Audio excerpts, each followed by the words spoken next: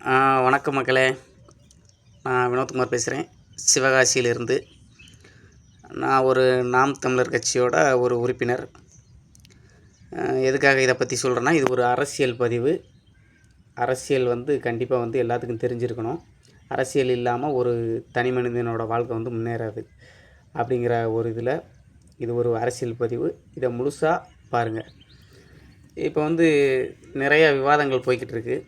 அது எப்படின்னா, நாம் தமிழர் கட்சியில் இருக்கிறவங்க பூரா எல்லாமே ஏன் தாவேகா, அதாவது தமிழக வெற்றி கழகத்தை பற்றி நிறையா அவங்கள விமர்சிக்கிறீங்க அப்படிங்கிற ஒரு காரணம் வருது. அதுக்கான ஒரு சின்ன விளக்கம் கொடுக்கலான்னு தான் நான் இந்த ஒரு காணொலியை நான் உங்களுக்கு போடுறேன். காரணம் என்ன அப்படின்னா, இப்போ ஒரு பயிர் வளர்க்குறோம் அப்படின்னா, அந்த பயிருக்கு மட்டுமே நம்ம உரம் போடுறது கிடையாது. அதுக்கு பக்கத்தில் வளர்கிற தேவையில்லாத களைச்செடி இருக்குது பார்த்தீங்களா, அந்த களைச்செடிக்கும் களைக்கொல்லி மருந்து அடிப்பாங்க. விவசாயம் பண்ணுறவங்களுக்கு எல்லாத்துக்கும் தெரிஞ்சிருக்கும். ஏன் சொல்கிறேன் அப்படின்னா ஒரு பயிர் வளரணும், அதுக்கு எந்த அளவுக்கு நம்ம ஊக்க மருந்து கொடுக்குறோமோ, உரம் போடுறோமோ, அந்தளவுக்கு அந்த பயிர் வளரும். அதே மாதிரி பக்கத்தில் வளர்கிற தேவையில்லாத களைச்செடிக்கு களைக்கொல்லி மருந்து அடிப்பாங்க. அந்த வேலையைத்தான் இப்போ நாம் தமிழர் கட்சி உறவுகள், தம்பி தங்கைகள் உறவுகள் செஞ்சுக்கிட்டு இருக்காங்க. நாம் தமிழர் கட்சி எந்த அளவுக்கு வளர்ந்து வருதோ அந்த அளவுக்கு தமிழக வெற்றி கழகம் தாவேகா அவங்க அது ஒரு களைச்செடி, தேவையில்லாத களைச்செடி, அது வளரக்கூடாதுங்கிறதுல நாங்கள் குறிக்கோளாக இருக்கோம். அதே போல் சில அதாவது தம்பி தங்கைகள், அண்ணன் உறவுகள் என்ன சொல்கிறேன்னா, கருத்தியல் ரீதியாக அவங்க கூட மோத முடியாது. தமிழக வெற்றி கழகத்தோட கருத்தியல் ரீதியாக மோதுறதுக்கு அவங்களுக்கு ஒரு கருத்தும் கிடையாது. அப்படிங்கிற சில மீம்ஸுகளை போடுறீங்க. அதை நாம் தமிழர் உறவுகளுக்காண்டி நான் கேட்டுக்கிறேன். அதாவது அந்த மீம்ஸை பார்த்தா காமெடியாக தோணும், ஒரு நகைச்சுவையாக தோணுமே தவிர மற்றபடி அதில் எந்த ஒரு இதுவும் இல்லை. அந்த தவறுகளை நீங்கள் செய்யாதீங்க.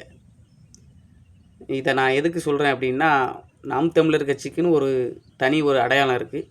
அதை நம்ம கெடுத்துக்கிற வேண்டாம், அந்த ஒரு நோக்கத்துக்காண்டி.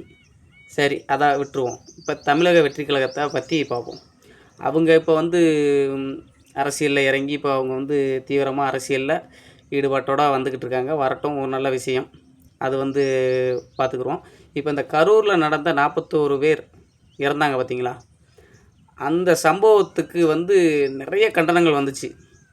இப்போ அதை ஒரே வார்த்தையில் அண்ணன் சீமான் அவர்கள் இது ஒரு விபத்து அப்படின்னு சொல்லிட்டாரு. இப்போ அதே இதுதான், அது ஒரு விபத்து தான். இது இதுக்கு முழுக்க ஒரு திமுக மட்டும் காரணமோ இல்லை விஜய் அவர்கள் காரணமோ சொல்லிட முடியாது. இது எல்லாரோட மிஸ்டேக்கும் நடந்தது தான், மிஸ்டேக்கில் நடந்த ஒரு சம்பவம். இப்போ இந்த மாதிரி இக்கட்டான சூழ்நிலையில் விஜய் அவர்கள் என்ன முடிவு எடுத்துருக்கணும் அப்படின்னா, களத்தில் இறங்கி என்ன உதவிகளை செய்யணுமோ அதை ஆன் த ஸ்பாட் செஞ்சுருக்கணும். அவர் அதை செய்ய தவறியதுனால தான் அவர் மேலே இன்னும் அதிகமான விமர்சனங்கள் போகுது. காரணம் என்னென்னு கேட்டிங்கன்னா, இப்போ ஒன்றும் இல்லை. இப்போ நாளை தமிழக வெற்றி கழகம் ஆட்சி அரியணையில் உட்காந்துட்டாருன்னு வச்சுக்கிறோம். முதல்வர் அவர்களாக உட்காந்துட்டார் விஜய் அவர்கள்.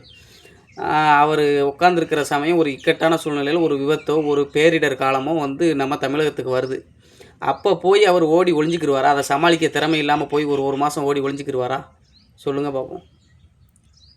அது சரியான தலைவனுக்கான ஒரு தகுதியே கிடையாது. அந்த இக்கட்டான சூழ்நிலையில் அவர் இறங்கி அதுக்கு என்ன செய்யணுங்கிறத அடுத்த நடவடிக்கையை அவர் எடுத்துருக்கணும். ஒரு மாத காலமாக அவர் எந்த ஒரு அறிக்கையும் விடலை.